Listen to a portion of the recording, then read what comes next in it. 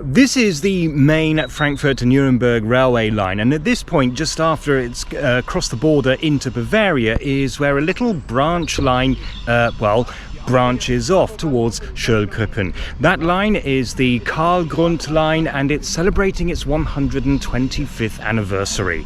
The Karlgrund line snakes its way along a small river with a total length of 23 kilometers and climbing almost 100 meters from its lowest point in Karl to its highest point in Schoellkrippen. Construction work on the line began in January 1898 and it was officially opened on the 30th of October that year. It cost over 1 million marks, which in those days was a huge sum, and it was operated by the Karlgrund Eisenbahn AG. It connected a remote group of villages to, not to put too fine a point on it, civilization. At this point, just east of the village of Michelbach, the river carves a narrow valley through a hilly ridge that passes through here, basically cutting off the Karlgrund from the rest of the world. And it really was isolated. There was a string of villages, farms and mills as the tiny river provided water for drinking, irrigation and power. But the railway suddenly provided an easy and faster way to get in and out of the valley. Almost as soon as the railway opened, the company had to order extra carriages to cope with the demand. It's very difficult for us to imagine now, but back in the day when if you didn't have a horse, you basically had to walk to get anywhere, this kind of landscape was very challenging indeed, and this area was cut off. The railway, when it came, was a lifeline, almost literally, because it allowed in its early days the transport not only of people, but also of goods. Goods like apples, which grow well here and could now be exported to Frankfurt to make the famous Ebbelwoi, a local cider. The railway opened up the possibility for trade and also meant that people could commute to Hanau or Aschaffenburg to work in the factories, helping to lift the whole valley out of poverty.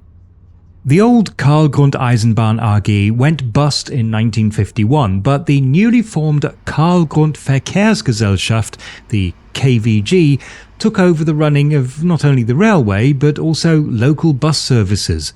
Basically, a single company operated a comprehensive rural public transport network.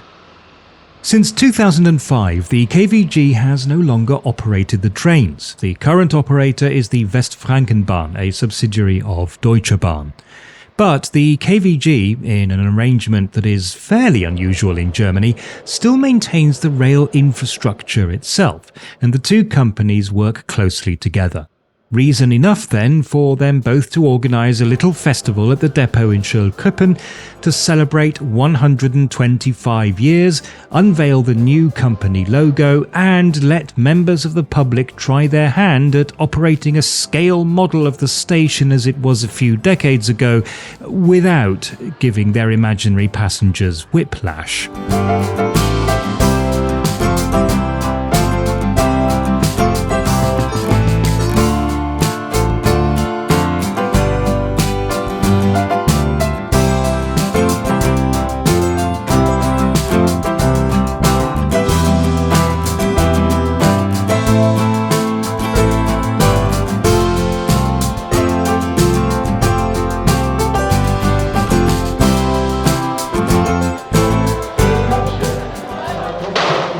I also got to speak to the managing director of the KVG, Mark Bichtemann, and asked him why public transport is so important in an area like this. We have an aging population, so we will have to stop. Okay, this is very hard to listen to, and that's entirely my fault. Take my advice. In an environment like this, don't rely on your camera's internal microphones. But what he's pointing out here is that we have an aging population, and elderly people who can no longer drive would be completely isolated without public transport.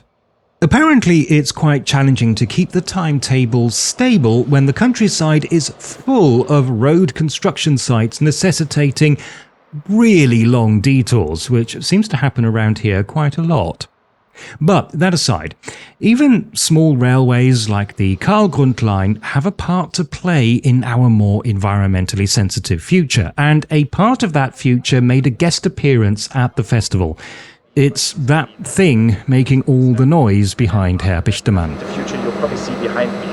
My expectation. The problem for the line is that electrifying it is just not feasible, and while the current fleet of diesel trains is now using biofuels, not great, but still better than fossil fuels, the Karl-Grundt-Line may be an ideal candidate for a new generation of electric train, one that has both a pantograph to collect current from an overhead wire and a battery.